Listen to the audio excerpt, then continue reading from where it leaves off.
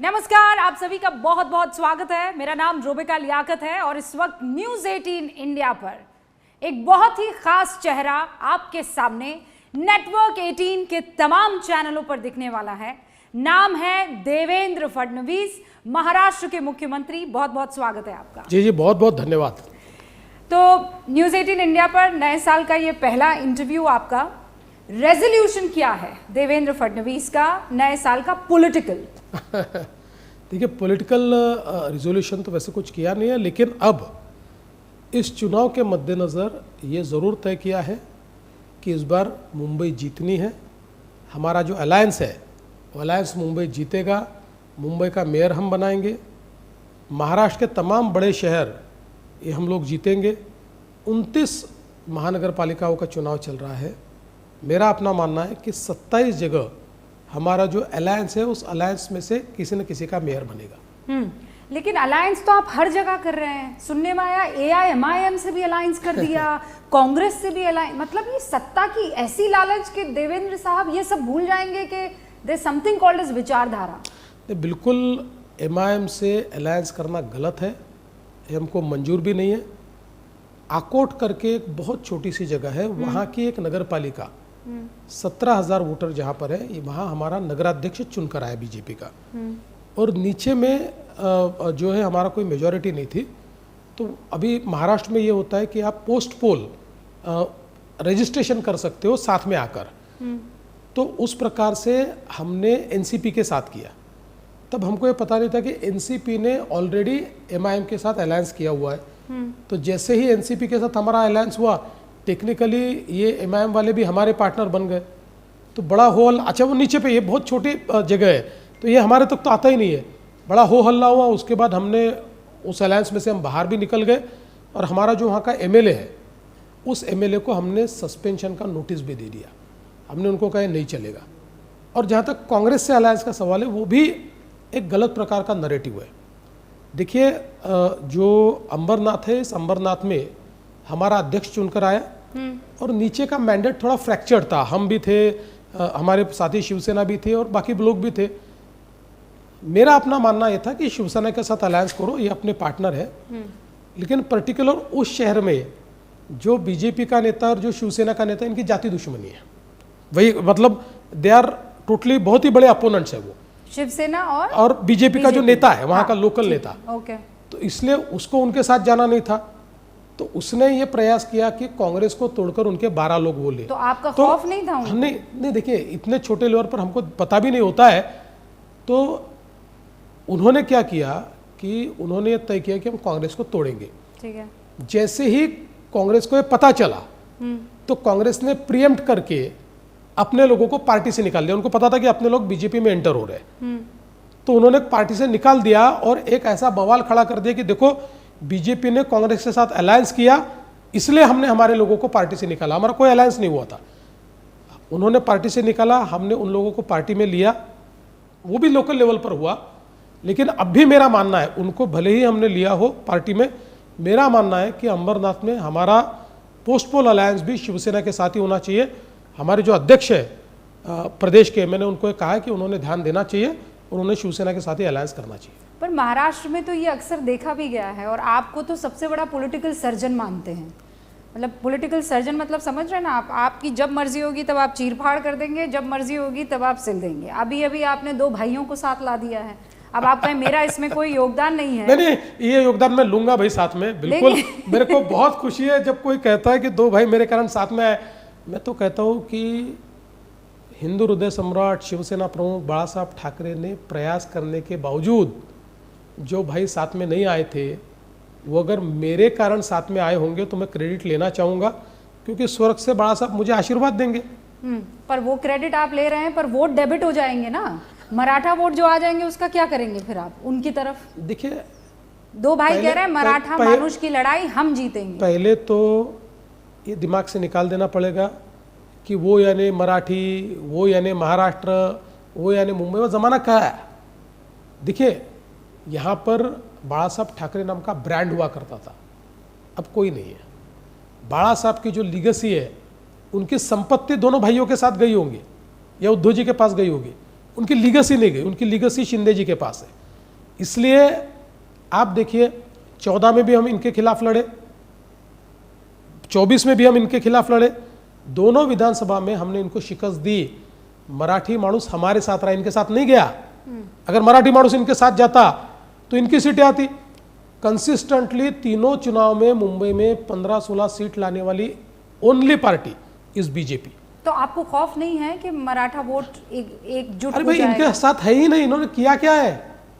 25 सालों में मराठी आदमी को लूटने के सिवा इन्होंने किया क्या है? मुंबई से मराठी आदमी का पलायन हुआ, वो वसई विरार और नाला सुपारा के पार क्यों चला गया? क्योंकि मुंबई में इन्होंने उनके नाम पर राजनीति की। और उस मराठी आदमी ने देखा, जब उनके हक की लड़ाई की बात आई, 80,000 मराठियों की बीडीडी चौल, जहाँ 100 स्क्वायर फुट में मराठी आदमी रहता था, मुख्यमंत्री के तौर पर मैंने उसका रीडेवलपमेंट किया, उसको बनाया, लोगों को घर दिए। 100 और 120 स्क्वायर फुट में रहने वाला 600 स्क्वायर फुट में रह रहा है। अभ्युदय नगर, पत्राचाल को तो इतना इतिहास है और शिवसेना के साथ इतनी जुड़ी हुई पत्राचाल, इनके ही लोगों ने रिडेवलपमेंट के लिए 20 साल मराठी आदमी को बाहर झोपड़े में रहने को मजबूर किया। मैंने इनके बिल्डरों को भी जेल में डाला, वो पत्राचाल को वापस रिडेवलप किया, उन सारे मराठियों को उनका घर दिया। ये बहुत इंटरेस्टिंग है देवेंद्र जी। आप जब मराठा राजनीति की बात होती है तो आप उनके डेवलपमेंट की, उनके विकास की, उनकी बेहतरी की बात करते हैं, लेकिन एक तरफ राज ठाकरे और उद्धव ठाकरे, और राज ठाकरे स्पेशली, वो सड़कों पर निकलते, उनके कार्यकर्ता सड़कों पर निकलते और वो कहते हैं कि महाराष्ट्र में रहना है, मुंबई में रहना है तो मराठी कहना है, और बाकी भाषाओं को वेलकम नहीं करते हैं।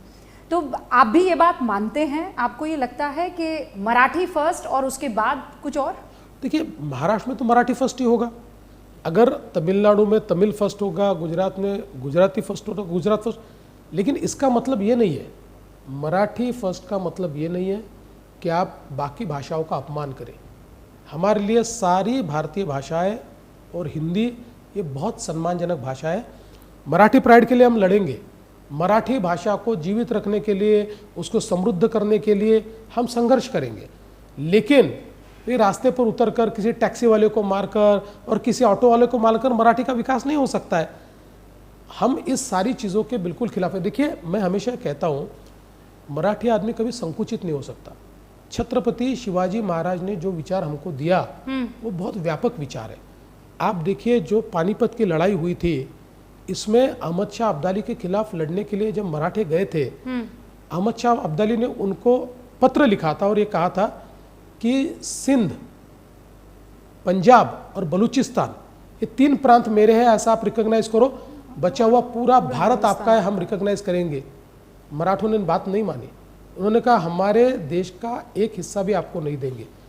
उनके लिए लड़ने को मराठे गए। उस समय देश में संकुचित मानसिकता थी।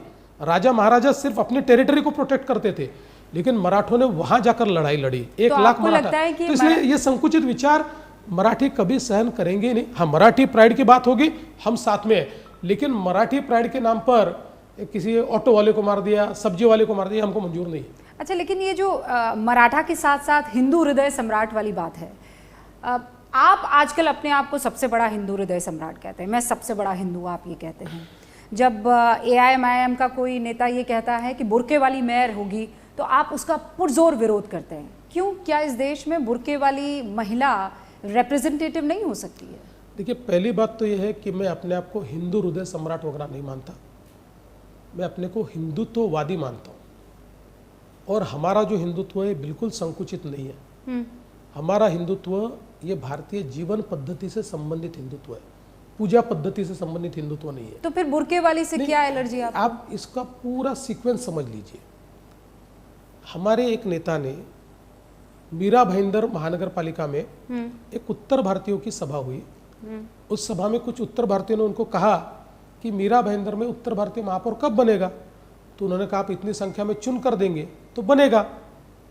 उस स्टेटमेंट को लाकर मुंबई में ऐसे कूदे हमारे ऊपर ये उद्धव ठाकरे जी के लोग और उनके सारे, कि मानो उत्तर भारतीय कहीं पाकिस्तान से आए हो।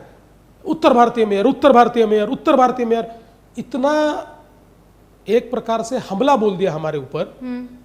और उसके बाद वारिस पठान का स्टेटमेंट आया कि कोई बुरके वाली बनेगी। तो मैं राह देख रहा था कि भाई इनको तो उत्तर भारतीय नहीं चलता, तो बुरके वाली के बारे में क्या कहते हैं, तो उनके जबान से शब्द ही नहीं निकला, बोलने को ही तैयार नहीं। उन्होंने उसके ऊपर चुप्पी साध ली। जब उनको पूछा, सुबह सुबह प्रेस कॉन्फ्रेंस करते हैं, रोज करते हैं, कि वो कहता है, तो इधर उधर की बात करने लगे। तो मैंने उनको एक्सपोज किया। मैंने कहा देखो, इनको उत्तर भारतीय नहीं चलता है मराठी के नाम पर, लेकिन बुरके वाली चल रही है। और इसलिए मैंने ये कहा, मुंबई का मेयर महायुति का बनेगा, मुंबई का मेयर हिंदू बनेगा और मुंबई का मेयर मराठी बनेगा। नहीं, पर हिंदू ही क्यों? भाई हिंदू इसलिए कि यहाँ का बहुसंख्य समाज हिंदुत्ववादी है, हिंदुओं का समाज है, हिंदू समाज बड़ा है, और जो स्थानीय स्वराज्य संस्था होती है वो वहाँ के समाज का रिप्रेजेंटेशन करती है। उदाहरण के तौर पर देखिए, अगर आप तमिलनाडु चले जाए तो तमिलनाडु में वो क्या कहेंगे, हमको तमिल महापौर चाहिए। वहाँ और लोग नहीं रहते क्या? चेन्नई में रहते ना सब लोग। नहीं, पर तमिल में हिंदू भी हो सकता है, मुसलमान भी हो सकता है, सिख भी हो सकता है, ईसाई भी हो सकता है। बताइए ना कहाँ हुआ है वो धार्मिक एंगल से क्यों देख कहाँ रहे हुआ है, हैं? बताइए ना वहाँ। तमिल तो एक राज्य हो गया नहीं, ना। पर कहाँ हुआ है बताइए ना, वहाँ कहाँ हुआ है? कौन? तो आप उसको कॉपी कर रहे हैं? नहीं, क्यों कॉपी करेंगे भाई, ये नेचुरल है। देखिए, बोलने के लिए डरता नहीं हूँ मैं। नहीं, वो तो आप सब जानते हैं। देखिए, मैं आपको एक बात बोलता हूँ, मेरे कॉन्सेप्ट बहुत क्लियर है। बिल्कुल क्लियर। मैं कोई चुनावी लिबरल नहीं हूँ, मेरे बिल्कुल फर्म ओपिनियन है।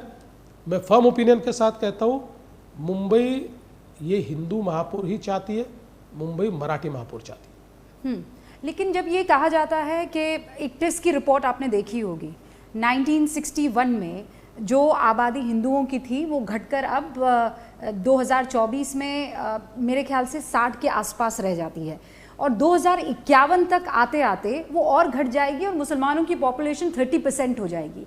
शायद उसको दिमाग में रखकर वो ये कह रहे थे, क्योंकि पॉपुलेशन हिंदुओं की घटती चली जा रही है और तेजी से मुसलमानों की, महाराष्ट्र की मैं स्पेशली बात कर रही हूँ, मैं स्पेशली आंकड़े भी लेकर आई हूं, मैंने देखा है वो रिपोर्ट, और निश्चित रूप से रिपोर्ट चिंताजनक है। हालांकि 60 नहीं है वो, मतलब 88 थे, 2011 में घटकर 66 हो गए। 66 नहीं हुए, हाँ 66% ना 66% नहीं है। हिंदू अभी भी देखिए, कुल मिलाकर यहाँ पर माइनॉरिटीज 22 या 23% है, बाकी सारे हिंदू ही है यहाँ। लेकिन सवाल वो नहीं है, सवाल ये चिंता की बात है जिस तेजी के साथ पॉपुलेशन बढ़ रही है। और क्यों? तो देखिए, अभी हमने पिछले समय मुंबई में एक अभियान चलाया और बहुत बड़े पैमाने पर बांग्लादेशी मुंबई में पाए गए। हमने उनको डिपोर्ट किया, केंद्र सरकार के माध्यम से उनको डिपोर्ट किया। कितनी संख्या आप बता देखिए, सकते हैं? संख्या इसलिए मैं बताना नहीं चाहता कि एमईए का काम है। अल्टीमेटली ये सारा मामला जो है ये मल्टीलैटरलिज्म का मामला है, ये विदेश मंत्रालय का मामला है, तो वही बताएंगे। पर मैं, लेकिन आप ये कह रहे हैं कि घुसपैठियों को डिपोर्ट किया गया है। बहुत बड़े पैमाने पर हमने किया, और मैं ऐसा मानता हूं कि अभी भी बहुत बड़े पैमाने पर वो छुपे हुए हैं। हम उनको एक एक को ढूंढकर निकालेंगे। पर देवेंद्र जी, और आप तो मैं बड़ी बात बता रहे हैं। हाँ, मैं बिल्कुल सही बात आपको कह रहा हूँ। ये ऐसा कैसा डिपोर्टेशन था कि किसी को रातों रात खबर भी नहीं हुई, कानों कान खबर भी देखिए, नहीं? इसकी पब्लिसिटी हमने नहीं की और केंद्र सरकार ने भी नहीं की, लेकिन ढूंढकर, और मैं ऐसा मानता हूँ देश से पिछले 2 सालों में सबसे बड़ा डिपोर्टेशन बांग्लादेशियों का पिछले 1-1.5 साल में हुआ, सबसे बड़ा। प्रधानमंत्री जी और गृह मंत्री जी के नेतृत्व सबसे बड़ा। और उसमें भी मैं ऐसा मानता हूं कि सबसे बड़ा हिस्सा हमारा है, हमने ढूंढ के निकाले। लेकिन मूल रूप से जब हमने इसका रिवर्स इंजीनियरिंग किया और हमने पता किया कैसे आते, तो इसमें यह ध्यान में आया कि कहीं ना कहीं पश्चिम बंगाल में ममता दीदी के बड़े नेता इनको लाकर बसाते हैं, इनके कागजात तैयार करते हैं, कागजात वहाँ तैयार करके ये लोग यहाँ आते हैं, इसलिए उनको ढूंढने में थोड़ी कठिनाई जाती है। अब हमने उसको भी डिसाइफर किया है और इस प्रकार की व्यवस्था हम कर रहे हैं कि कितने भी छुपने की कोशिश करें, हम लोग ये पूरा साल 2026 एक एक बांग्लादेशी को ढूंढकर निकालेंगे और उसके घर वापस भेजेंगे। लेकिन आपने ये कनेक्शन कैसे लगा दिया कि ममता बनर्जी और उनके बड़े नेता इनको मदद कर रहे हैं? देखिए, इसका कोई प्रूफ? हाँ बिल्कुल, हम लोगों ने जब ये किस प्रकार से कागजात बनाते ध्यान में आया, तो वहाँ का पॉलिटिकल नेता पश्चिम बंगाल का कोई ना कोई वहाँ का लोकल नेता इनको मदद कर रहा है। अब लोकल नेता तो अपने भरोसे नहीं कर सकता है, उसके ऊपर आशीर्वाद तो किसी का है ना।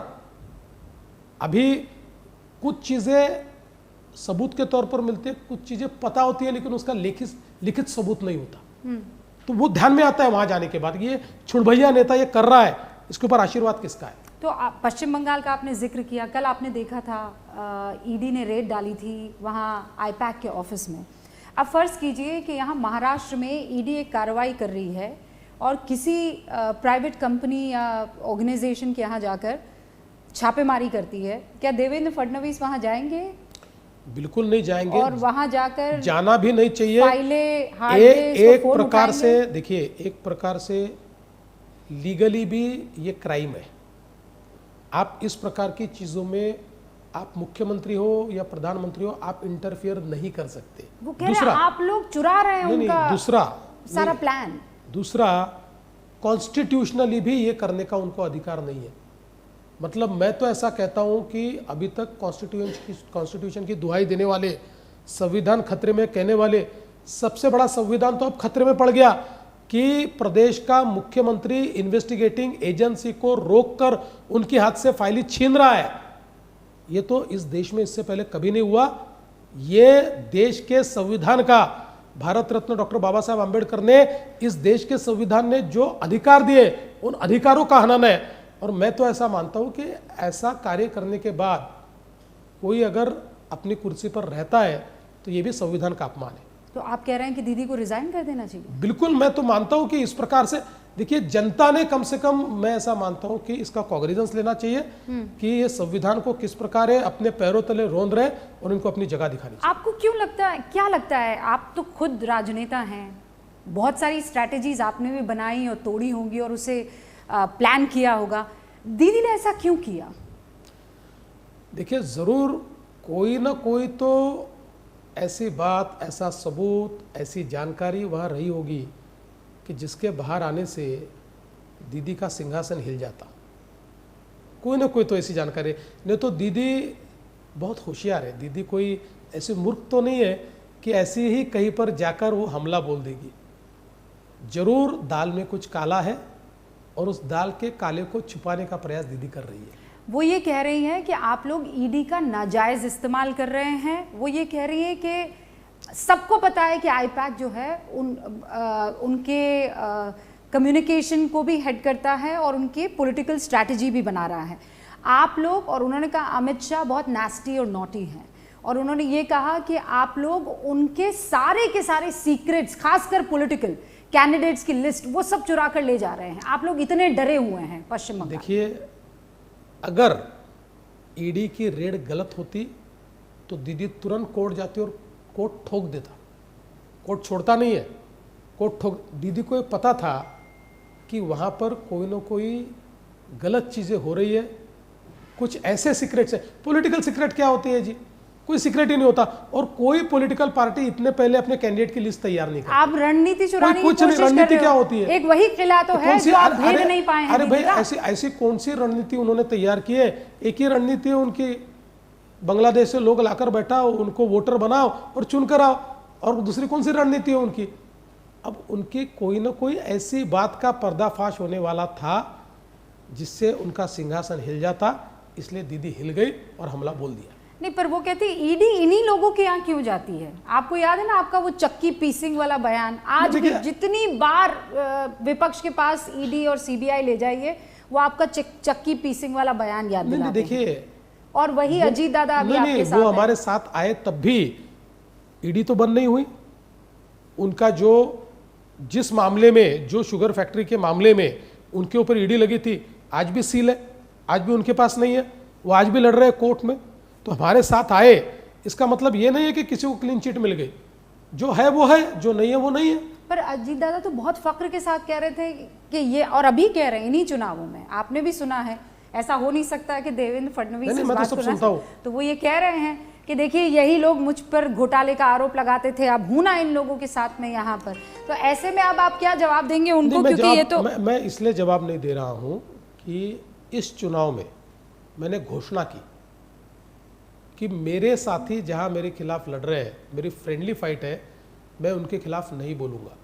मैं नगर पालिका का चुनाव हमने जीता, लेकिन मैंने कहीं पर भी उनके खिलाफ नहीं बोला, महानगर पालिका में भी नहीं बोला और अभी भी नहीं बोलना चाहता हूँ। देखिए, जवाब देने के लिए तो देवेंद्र फडणवीस को जाना जाता है, जवाब तो इतना शार्प दूंगा, लेकिन ये मैंने तय किया है। देखिए, ये बहुत छोटे चुनाव है, इस छोटे चुनाव में ये सारी चीजें स्टेक पर लगाने वाला आदमी नहीं हूं मैं। पर पूरी साख तो लगाई दी है आपने। नहीं, उन्होंने लगाई है। देखिए, मैं पूरी ताकत से प्रचार करता हूं, लेकिन आप देखिए पॉजिटिव प्रचार करता हूं। मुंबई में केवल मैं ठाकरे ब्रदर्स को जवाब देता हूं, क्योंकि जवाब नहीं दूंगा तो फिर लोगों को उनका कहना सच लगेगा। मुंबई के बाहर 27-26 महानगर पालिका में कहीं पर भी गया, मैंने अपने साथियों के खिलाफ भी नहीं बोला और अपोजिशन के खिलाफ भी नहीं बोला। मैं केवल डेवलपमेंट की बात करता हूं। हमने क्या किया है, हमारा विजन क्या है, हम कैसे ट्रांसफॉर्मेशन करेंगे, इसके ऊपर 40 मिनट्स में भाषण करता हूं और वापस आता हूं। लेकिन देवेंद्र साहब, ये आपको दिक्कत नहीं होती है कि साथ में हैं, फ्रेंडली फाइट भी हो रही है, एक दूसरे की तरफ जो है बयानबाजी आप भले ही ना करें पर वो तो कर ही रहे हैं ना? देखिए, वो थोड़ा पुणे, वो बाकी जगह वो भी नहीं करते। उनका दिल नहीं है ना? नहीं, वो बाकी नहीं, हमारे साथ ही उनका दिल कहीं नहीं है, उनका दिल यही है पक्का। वो उनको पता है, बाकी सब जगह दिल तोड़ तोड़ के ही आए वो, तो अब हमारे पास दिल अटका है, दिल कहीं बाकी सब जगह टूटा हुआ है। लेकिन वो भी जो बयानबाजी करते हैं ना, सिर्फ पुणे और पिंपरी चिंचवड़ में करते, दो ही जगह, क्योंकि वहां उनका डेस्परेशन है। देखिए, ultimately they were the Kings of Pune and Pimpri Chinchwad, और उनका जो वो किंगडम है, फिफ्टडम है, वो सब हम लोगों ने तोड़ दिया है, तो कहीं ना कहीं वो डेस्परेशन है। नहीं तो वो आप उनको समझाते क्यों नहीं है कि सारी चीजें हो जाए? पर ये तो बड़ा मजाकिया नहीं लगता है? इंडिया गठबंधन पर आपने खूब सारे बयान दिए हैं कि ये लोग साथ है नहीं है, इनको समझ ही नहीं आ रहा है, वही चीज तो आप लोगों के लिए कही जा रही है। ये दोनों का इसलिए कंपैरिजन नहीं होता कि विधानसभा और लोकसभा ये नीतिगत फैसलों की जगह होती है। यहाँ अगर आप अलग अलग नाव पे सवार हो जाए तो देश के ऊपर उसका असर पड़ता है, क्योंकि देश की नीति एक मन से, एक दिल से और एक दिशा से लेनी पड़ती है। ये लोकल चुनाव है, महानगर पालिका, ये नीतिगत चुनाव नहीं है, या नीतिगत फैसले नहीं होते। जहाँ नीतिगत फैसले होते हैं वहाँ हम साथ में ही हैं, अभी भी साथ में, इसलिए मुझे नहीं लगता कि इसका कोई बहुत असर है। विपक्ष ये भी आरोप लगाता है कि आप में और शिंदे जी में बहुत कुछ ठीक नहीं चल रहा है। वो ये कहते हैं कि वो कैबिनेट की बैठकें उसका बहिष्कार कर देते हैं, फिर बहाना बना देते हैं कि वो बीमार हैं, फिर आपको सफाई देनी पड़ती है कि उनका फ़ोन आया था, उन्होंने कहा मैं सोया नहीं हूँ इसीलिए मैं आ नहीं रहा हूँ। लेकिन सच्चाई ये है कि ये सिर्फ आप फेस सेविंग कर रहे हैं, आप लोगों में कुछ ठीक नहीं है। देखिए, पहली बात तो मैं आपको ये कहना चाहता हूँ कि शिंदे जी का और मेरा रिश्ता ये बहुत पुराना रिश्ता है, और शायद पत्रकारों को पता है उससे भी पुराना है, और हमारा इक्वेशन भी अच्छा है। और मुझे बताइए कि जिस कैबिनेट की बैठक में वो नहीं आए थे, वो बैठक कौन से दिन की थी? जिस दिन आचार संहिता लगी। बैठक में विषय कितने थे? 3 विषय थे। नवंबर 18 नहीं, अभी क्या 3 विषय तो बैठक में थे, और तीनों में से ऐसा कोई विषय नहीं था कि जिस पर विवाद हो, एकदम नॉर्मल विषय थे, कहीं उन्होंने बहिष्कार नहीं किया। देखिए, अगर शिंदे जी बहिष्कार करते ना तो उनका एक भी मंत्री नहीं आता। अरे भाई, मैं अगर किसी चीज़ का बहिष्कार करूँ और मेरे मंत्री वहाँ जाए और साथ में सारा पूरा कैबिनेट का मीटिंग करे, ऐसा होता है क्या कभी? उनके सारे मंत्री हाजिर थे। और ये बिल्कुल सच है कि शिंदे जी ने सुबह सुबह मुझे फ़ोन किया, उन्होंने कहा मैं 6 बजे तक काम कर रहा था और अभी तबीयत ठीक नहीं लग रही है, शायद, मतलब मैंने कभी बताया नहीं, लेकिन उन्होंने कहा कि शायद मुझे ऐसा लग रहा है सलाइन लगाना पड़ेगा, ये मेरी हालत है। तो कोई इंपॉर्टेंट विषय? मैंने कहा ये 3 विषय, तो बोले बहुत इंपॉर्टेंट विषय नहीं है, तो आप इसको कर लीजिए, मैं नहीं आऊँगा। और ये उस कैबिनेट की बैठक में भी हमने बताया कि भाई शिंदे जी का मुझे फ़ोन आया और वो आने नहीं वाले, और 15 मिनट में 3 विषय करके कैबिनेट की बैठक समाप्त हुई। उनके सारे लोग थे। तो मुझे लगता है हर चीज़ को पॉलिटिकल एंगल से, और मुझे तो बड़ा आश्चर्य हुआ, बाहर निकलने के 15 मिनट बाद मेरे मोबाइल पे मैसेज चालू हुए, क्या शिंदे जी ने बहिष्कार किया, क्या शिंदे जी ने बहिष्कार किया। अरे भाई, देखिए, कोई भी, देखिए, मुख्यमंत्री को छोड़कर 100% कैबिनेट में रहने वाला कोई मंत्री नहीं होता है, कोई नहीं होता है। सबका कभी ना कभी कोई काम होता है, कोई एंगेजमेंट होती है। मुख्यमंत्री इसलिए हर मीटिंग में हाजिर होता है। तो मतलब आपके बीच में कोई मनमुटाव नहीं? नहीं, बिल्कुल नहीं है जी। हाँ, कुछ नहीं है। मतलब बातचीत हो जाती है? रोज होती है। रोज होती है? रोज होती है। और आप दोनों में कॉम्प्रोमाइज ज्यादा कौन करता है? देखिए, कॉम्प्रोमाइज की बहुत जरूरत नहीं पड़ती, लेकिन मेरा अपना मानना ऐसा है कि मेरा अपना स्वभाव जो है ये बहुत अकोमोडेटिव है, इसलिए कभी ज़रूरत पड़े तो मुझे कॉम्प्रोमाइज़ करने में कोई गुरेज नहीं है। अच्छा, आप दोनों की तो आइडियोलॉजी मिलती है, दोनों पार्टियों की, लेकिन ये अजीत दादा के साथ नहीं है। उनकी आइडियोलॉजी आपके संग कम मैच खाती है। बिल्कुल। कैसे संभाल रहे हैं आप? देखिए, अजीत दादा एक बहुत प्रैक्टिकल आदमी है। मैं उनको एक चीज़ के लिए 100% मार्क्स दूंगा कि अजीत दादा निर्णय करते समय प्रैक्टिकल निर्णय लेते हैं, इसलिए उनको उनके साथ काम करना, उनको कन्विंस करना, ये आपको पता होता है इसमें कन्विंस होंगे, इसमें नहीं होंगे। क्योंकि मतलब ये अच्छा है या बुरा है मैं इसको नहीं कहता, लेकिन वो इमोशन में अटक कर काम करने वाले आदमी नहीं है, वो बिल्कुल स्ट्रेट फॉरवर्ड काम करते हैं। तो इसलिए उनके साथ रिश्ता रखना बड़ा आसान है।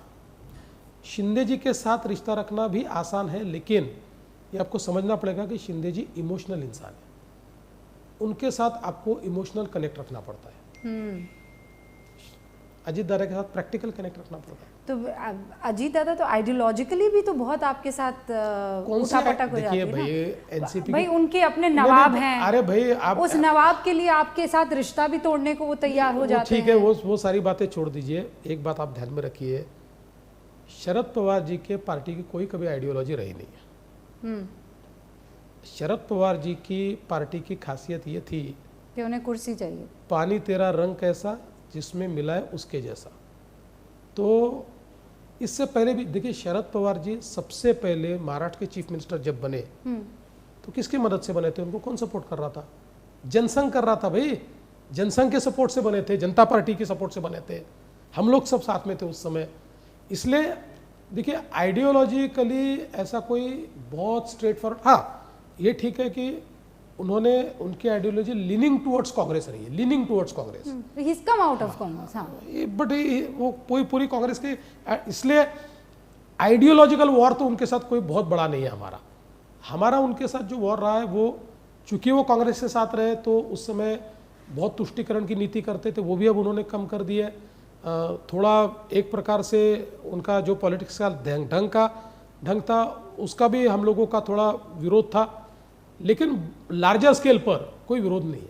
आपने कहा कि उन्होंने अपनी लीनिंग थोड़ी सी जो है वो चेंज कर ली है, लेकिन सबसे भयंकर किसी ने अपनी लीनिंग चेंज की है अभी हाल फिलहाल के महाराष्ट्र के पॉलिटिकल सिनेरियो में, तो वो कौन है आइडियोलॉजिकली?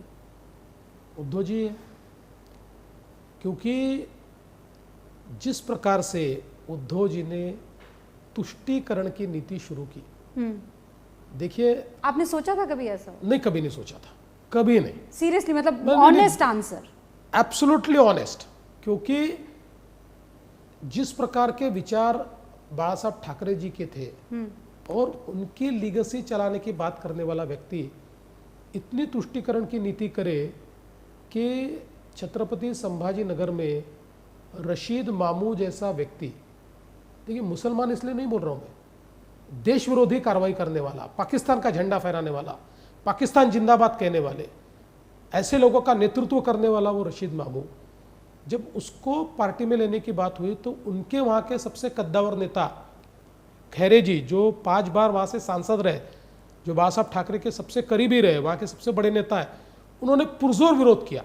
उन्होंने कहा हम नहीं लेने देंगे, फिर भी उसको पार्टी में लिया। उसके बाद उन्होंने कहा ठीक है, उद्धव जी ने पार्टी में लिया हो, मैं इसको टिकट नहीं देने दूंगा, उसको टिकट भी दिया उद्धव जी ने।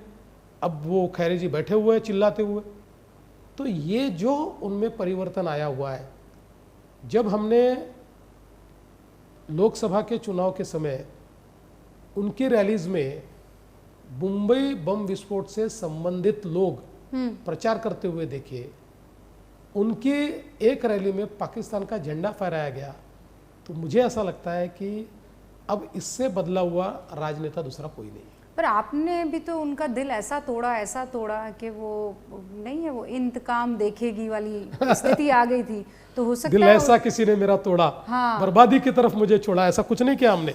उन्होंने बर्बादी अपनी, या बर्बाद तो मैं नहीं कहूंगा, लेकिन ये जो उनकी अवस्था आई है उन्होंने खुद खरीदी हुई है।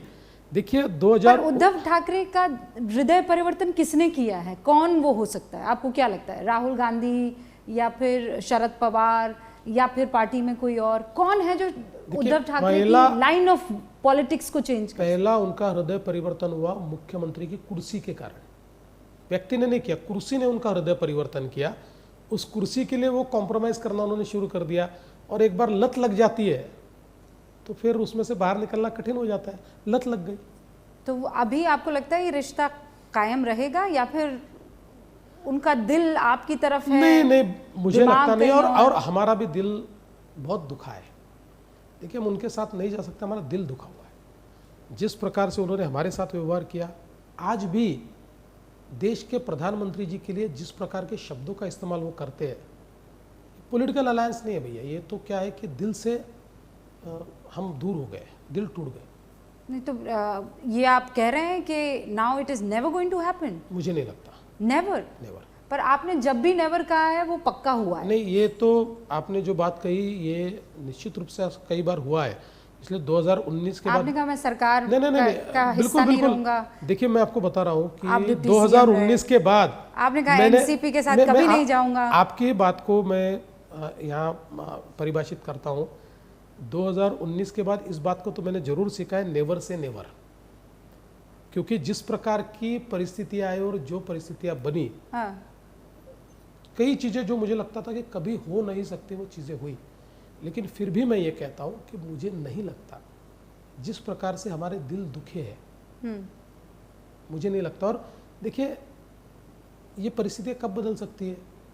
तब बदल सकती थी कि अगर वो रियलाइजेशन करे, अपनी गलतियों को समझे। वो उल्टा अभी भी प्रधानमंत्री के खिलाफ अभद्र भाषा का प्रयोग करते, तो हम नहीं जा सकते। नहीं ना।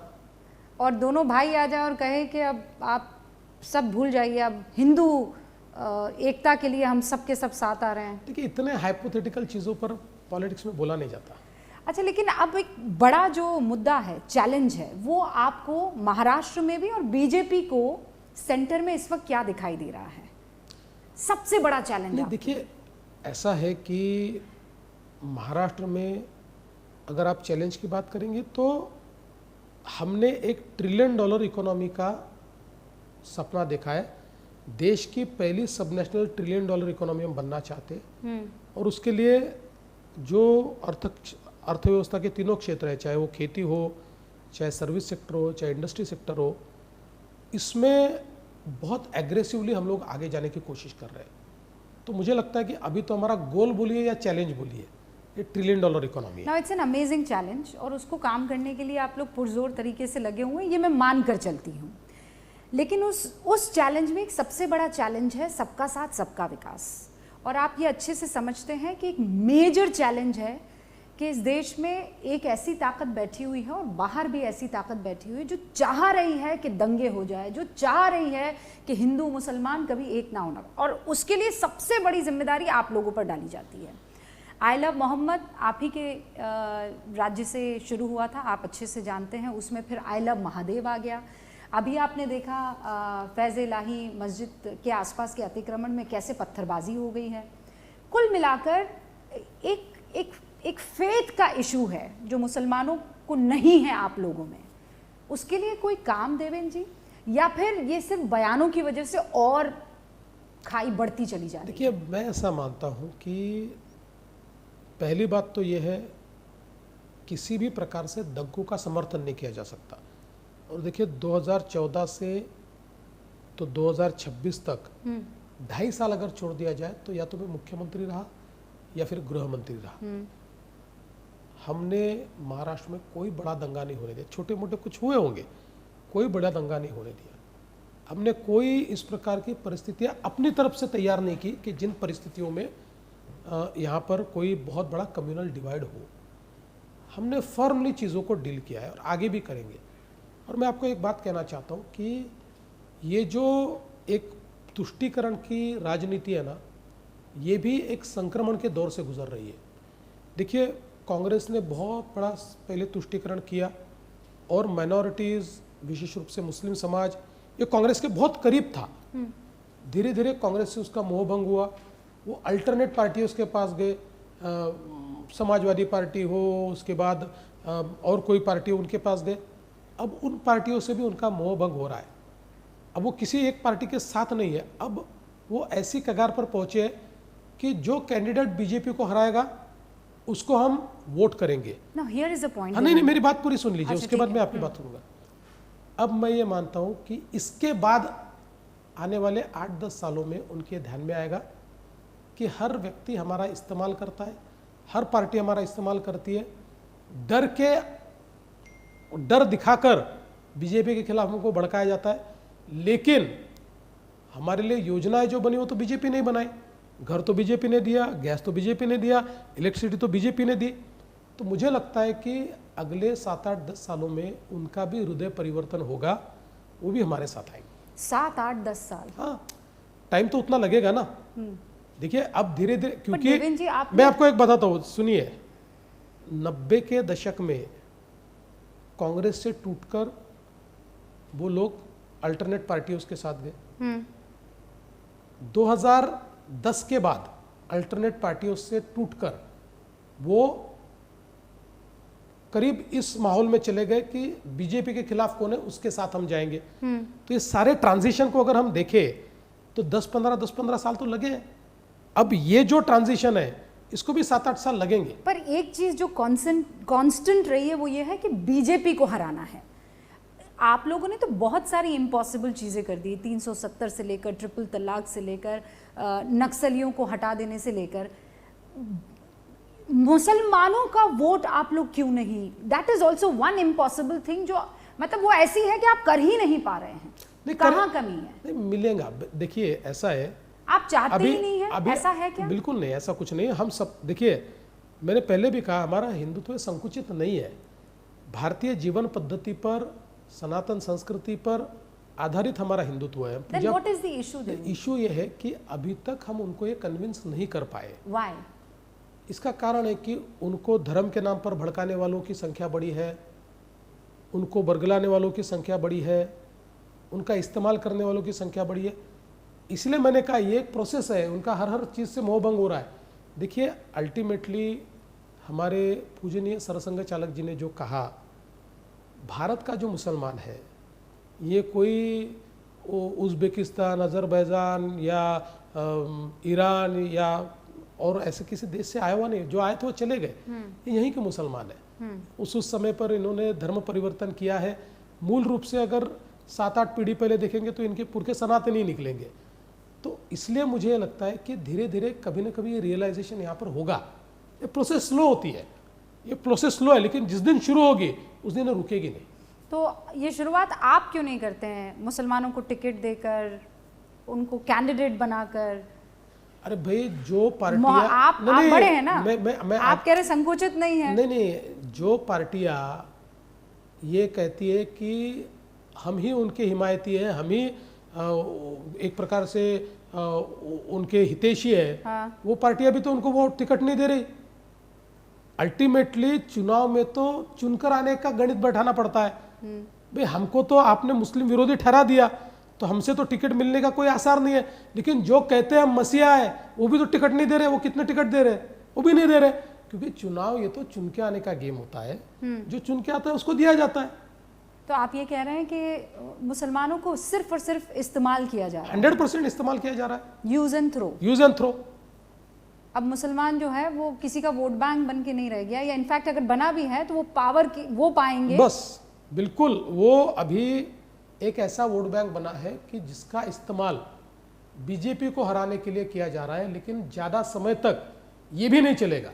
इससे भी उनका मोहभंग हो जाएगा। उनके ध्यान में आएगा कि ये भी रास्ता गलत है, सही रास्ता है देश की मुख्य धारा में आना, और वो देश की मुख्य धारा में आएंगे और बीजेपी का साथ देंगे। मुख्य धारा की जब बात करते हैं, बीजेपी की बात करते हैं, तो वोटों की भी और चुनाव की भी चर्चा होती है। ये महाराष्ट्र ही है जहां से चुनाव और वोट चोरी का मुद्दा राहुल गांधी ने उठाया था। अब वो कह रहे हैं पूरे देश में वोट चोरी कर रहे हैं। देखिए वोट चोरी नहीं, राहुल, चुनाव आयोग से आपका रिश्ता क्या है? नहीं, देखिए पहली बात तो ये है, वोट चोरी नहीं, राहुल गांधी जी का दिमाग चोरी हो गया है। प्रॉब्लम वहाँ है, वोट चोरी का प्रश्न ही नहीं है। ऐसा है, कर्नाटक में वो जीतते हैं तो जीत है, महाराष्ट्र में हम जीतते हैं तो वोट चोरी है, अगर तेलंगाना में वो जीतते हैं तो जीत है, हरियाणा में हम जीतते हैं तो वोट चोरी है। मैं ये कहना चाहता हूँ, देखिए वो कितना भी कहे, लोगों का विश्वास नहीं है। मूल रूप से मुझे तो वो बहुत बड़े आदमी है, मुझे सजेशन देने की आवश्यकता नहीं, लेकिन फिर भी मैं अनसॉलिसिटेड सजेशन देना चाहता हूँ कि जब तक इस देश की नब्ज उनको नहीं समझेगी, इस देश के रियल इश्यूज क्या है ये नहीं समझेंगे। इस देश का इशू वोट चोरी नहीं है, वो नहीं हो सकता है। बिहार में भी आपने देख लिया, ये नहीं हो सकता है ये इशू। लेकिन जब तक ऐसे नॉन इश्यूज पर अपनी प्रतिष्ठा को वो लगाकर दाव पर लगाएंगे, हारते ही रहेंगे। पर देवेंद्र जी वो प्रेजेंटेशन दे रहे हैं, मतलब घंटों घंटों के प्रेजेंटेशन दे रहे हैं और बता रहे हैं, सबूत दिखा रहे हैं कि देखो आप लोगों ने क्या क्या काम किया है। तो चुनाव आयोग को आपके दफ्तर में बिठा दिया। नहीं नहीं, बिल्कुल। इसीलिए मैंने कहा कि चुनाव आयोग ने तो उनको ओपन चैलेंज किया, उनको नोटिस दी, भाई देखो अगर कोई गलती है तो आप गलती दिखाओ ना। अगर समझ लीजिए मुझे ऐसा लगता है कि मेरे साथ कुछ गलत हुआ है तो मैं कोर्ट जाऊंगा। चुनाव आयोग ने उनको ओपन चैलेंज दिया, उनको नोटिस दी कि आपके पास जो सबूत है लेकर आओ। एक भी सबूत क्यों नहीं दे पाए? स्क्रीन लगाकर झूठी झूठी बातें दिखाना, उनकी आपके भी चैनल ने उनका झूठ उजागर किया। भाई आप लोगों ने भी दिखाया कि उन्होंने जो कहा था कि ये आदमी गायब है, उस आदमी को आपके चैनल ने सामने लाया है। ये बात है। हाँ। तो ये मूर्खता है। मतलब वो त्रुटियां हैं, त्रुटियां हो सकती है, पर चुनाव आयोग को। अरे भाई मैंने ये कहा, देखो अभी चुनाव आयोग जो एसआईआर कर रहा है, इससे बढ़िया चीज हो ही नहीं सकती। मेरी इसकी बहुत पुरानी मांग है। आपको आश्चर्य होगा 2013 में मैं नागपुर हाईकोर्ट के बेंच में गया कि भाई वोटर लिस्ट में त्रुटियां है, इसमें आप हमेशा एक बहुत ही समरी रिवीजन करते हो, इसका कंप्लीट रिवीजन होना चाहिए। इसके लिए मैं कोर्ट गया था, हाई कोर्ट गया था। तो आप महाराष्ट्र में एसआईआर के लिए तैयार हैं? मैं तो स्वागत कर रहा हूं, जल्दी कीजिए भाई। मैं आपको कहता हूं, ये मुंबई का वोटिंग 55% क्यों दिखता है? मुंबई का वोटिंग 55% नहीं होता है। मुंबई का वोटिंग 60% से ऊपर होता है, 65% होता है।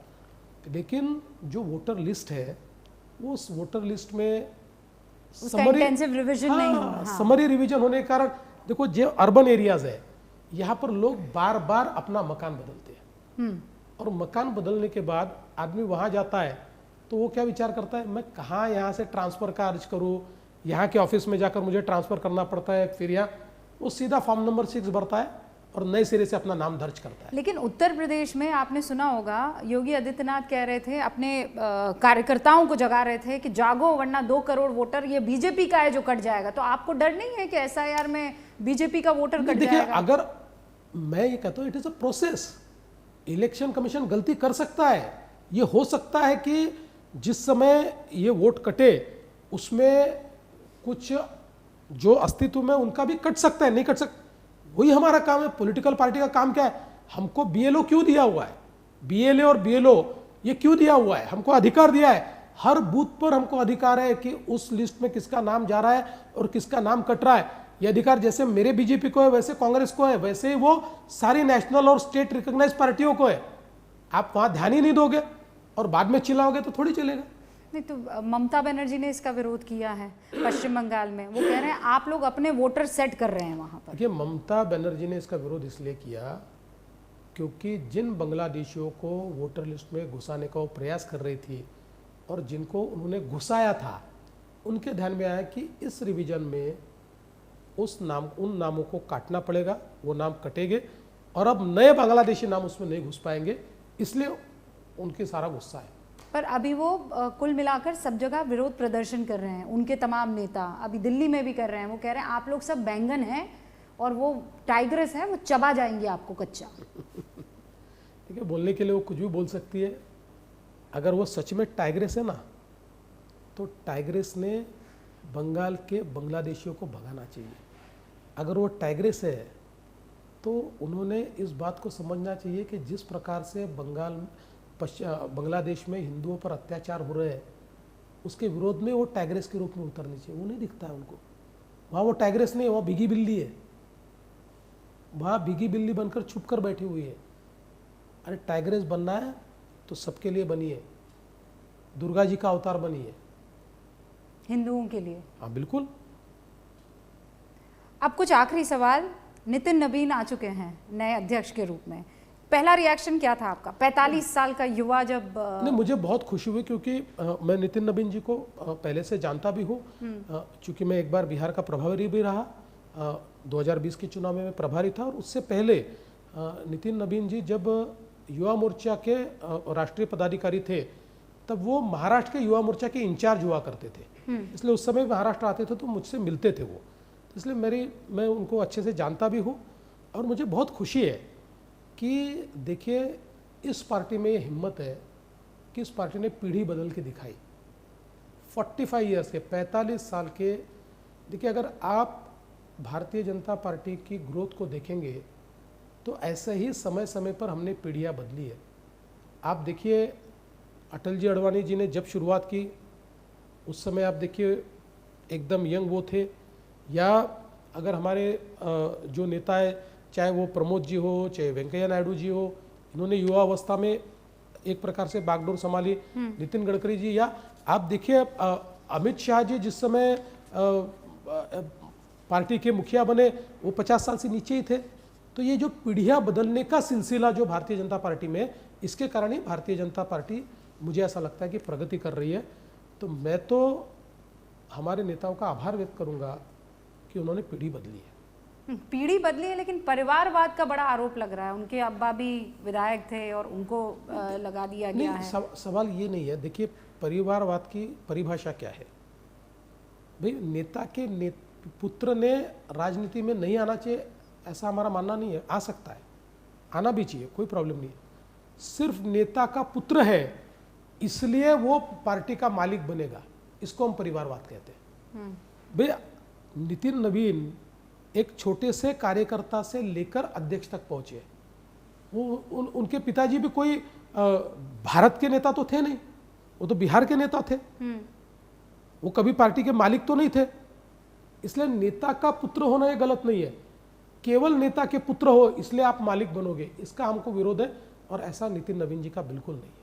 अब नितिन नवीन जी वहाँ पहुँच गए हैं, खूब सुगबुगाहट वहाँ दिल्ली में है कि देवेंद्र जी भी पहुँचेंगे क्या? नहीं, वे सुगबुगाहट चलते रहती है, लेकिन मेरी पार्टी को मैं अच्छे से जानता हूँ। मेरी पार्टी ने मुझे महाराष्ट्र की जिम्मेदारी दी है और पूरे 5 साल ये जिम्मेदारी निभाऊंगा। पर आप जैसे लॉयल कार्यकर्ता भी मतलब बिरले ही मिलता है कि सीएम कहें तो सीएम बन जाएंगे, डिप्टी सीएम कहे तो डिप्टी सीएम बन जाएंगे, कल को वो कहेंगे कुछ नहीं बनना है तो भी तैयार? बिल्कुल तैयार हूँ, क्योंकि देखिए बीजेपी के बिना मेरा कोई वजूद ही नहीं है। एक नागपुर का सामान्य कार्यकर्ता जिसने कभी जिंदगी में ये नहीं सोचा था कि वो निगम पार्षद बनेगा, वो निगम पार्षद बना, वो महापौर बना, वो एमएलए बना, पार्टी का अध्यक्ष बना, मुख्यमंत्री बना, उप मुख्यमंत्री बना, फिर वापस मुख्यमंत्री बना, विपक्ष का नेता बना। ये सारा जो मुझे मिला ये पार्टी के कारण मिला। अगर ये पार्टी मेरे पीछे नहीं होती ना, हाँ, तो मुझे कोई नहीं पूछता। नहीं, पर ये डिफिकल्ट डिसीजन था जब सीएम से आपको कहा गया कि डिप्टी सीएम। हाँ, ये डिफिकल्ट इसलिए था क्योंकि मुझे ये लगता था कि मैं जिस बैकग्राउंड से आता हूँ उस बैकग्राउंड में त्याग महत्वपूर्ण है, और मुझे ये लगता था कि लोग क्या सोचेंगे कि सत्ता का कितना लालची आदमी है, कल तक मुख्यमंत्री था और अब उप मुख्यमंत्री बन रहा है, सत्ता के सिवा जी नहीं सकता। मेरा कंसर्न ये नहीं था, पद मेरा कंसर्न नहीं था, मेरा कंसर्न ये था कि लोग क्या कहेंगे। लेकिन जब पार्टी ने कहा बनना है और मैं बना, मैं सच कहता हूँ मुझे इतना प्यार मिला, इतना सम्मान मिला, शायद मैं मुख्यमंत्री बनता तब भी नहीं मिलता, और उससे मेरा कॉन्फिडेंस इतना बढ़ गया कि मैं आज खुश हूं कि मैं उप मुख्यमंत्री बना। अच्छा, जाते जाते एक जल्दी से रैपिड फायर आपके साथ करना चाहूँगी। शुरुआत ये, नरेंद्र मोदी को कितने मार्क्स देंगे? कितने में से मार्क्स है? 10 में से दीजिए। 11 मार्क। 10 में से 11 मार्क। अमित शाह को? अमित शाह जी को भी 10 में से 10 मार्क दूंगा। एक नंबर क्यों काटा? नहीं, देखिए हायरार्की का विषय नहीं, अल्टीमेटली अमित भाई भी ये इस बात को मानेंगे और हम सब लोग मानेंगे, जहां हमारी सोच समाप्त होती है वहां प्रधानमंत्री जी की सोच शुरू होती है। Is he a really tough task master प्रधानमंत्री नरेंद्र मोदी? वेरी टफ भाई, he is a very tough task master और he is very focused person. देखिए वो फोकस को हटने नहीं देते, न खुद का हटाते हैं न हमको हटाने देते हैं। हाँ, अब डांट भी पड़ती है? अगर बिल्कुल पड़ती है, टारगेट पूरा नहीं होता। टारगेट का सवाल नहीं है, अगर हम कोई गलत काम करते हैं तो डांट पड़ती ही है। और ये डांट तो बुलाकर डांटे जाते हैं आप कि फोन पर डांट दिए जाते हैं? नहीं, जब मौका मिलता है तब डांट पड़ती है। हाँ। लेकिन उस डांट का मतलब ये नहीं होता है कि कोई हमको नीचा दिखाना है। उस डांट का मतलब ये होता है कि हमारे से उनकी अपेक्षा बड़ी है, छोटी अपेक्षा नहीं है। और उन्होंने डांट दिया इसका मतलब उनकी नाराजगी हमारे ऊपर ऐसा नहीं होता है। उसके 2 मिनट बाद मोदी जी नॉर्मल रहते हैं, उसके 2 मिनट बाद उनका व्यवहार भी नॉर्मल होता है। तो वो डांट ये होती है कि भाई सही रास्ते चलो, गलत रास्ते चलने नहीं दो। अच्छा, कांग्रेस में ये कहा जाता है कि राहुल जी से मिलना हो, सोनिया जी से मिलना हो तो बड़ा लंबा इंतजार करना पड़ता है, वो डिसाइड करते हैं। यहाँ भी ऐसा ही कहते हैं, 2 लोगों की पार्टी है, 2 लोग डिसाइड करते हैं कि देवेंद्र जी से कब बात होगी, अगर कह दिया है तो सोचा जाएगा। नहीं, मैं तो उल्टा कहता हूँ। मुझे तो कभी कभी आश्चर्य होता है कि ये प्रधानमंत्री जी के पास इतना समय आता कहाँ से, इतना काम करते, इतना घूमते, लेकिन आप कभी भी अपॉइंटमेंट मांगो 12 घंटे में आपको अपॉइंटमेंट मिलेगी या नहीं मिलेगी। आप वहाँ जाने के बाद he is a very good listener.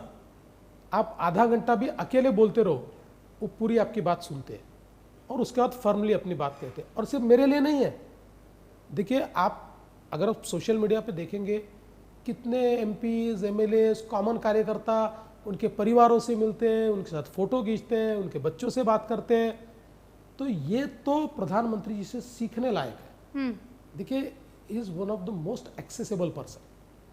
और उनके यहाँ कोई भी देश का कोई भी आदमी चिट्ठी लिखता है तो जवाब मिलता है। तो ऐसे में जब आप जेनजी को ये नारा लगाते हुए सुनते हैं, मोदी तेरी कब्र खुदेगी जेएनयू की धरती पर, कैसा लगता है? ये कौन से जेनजी है जी? भारत की जेनजी ऐसी नहीं है। ये कुछ बिगड़े हुए बच्चे हैं जिनको बरगलाया गया है। भारत की जेनजी ये तिरंगा हाथ में लेकर भारत माता की जय कहने वाली जेनजी है। भारत की जेनजी वंदे मातरम कहने वाली जेनजी है। ये जो लोग हैं ये उनका प्रतिनिधित्व नहीं कर सकते। क्या राहुल गांधी प्रधानमंत्री बनेंगे कभी? लगता तो नहीं है, सपने में जरूर बन सकते। प्रियंका गांधी को कैसा नेता मानते हैं? अभी उन्होंने शुरुआत की है, उनको शुभकामनाएं हमारी। भाई कम बहन से में कम से देखिए, कम से कम राहुल जी ने जो मूर्खताएं की है वो प्रियंका जी न करें, ऐसी अपेक्षा। दोनों में से बेहतर नेता कौन लगता है आपको? भाई मैं थोड़ी कोई चुनाव करने के लिए बैठा हूँ, मैं कोई जज हूँ। फिर भी अगर चुनना हो तो? नहीं, मेरे पास चुनाव के लिए कोई बहुत बड़ा पर्याय नहीं है। नन ऑफ द अबव है। घर में बॉस कौन है, देवेंद्र जी या अमृता जी? देखिए, कोई कितना भी बड़ा व्यक्ति हो जाए, हाँ। कोई अगर आपको कहता है कि वो बॉस है तो आपको झूठ कह रहा है। घर का बॉस ये अपनी बीवी होती है, घर की बॉस अमृता है।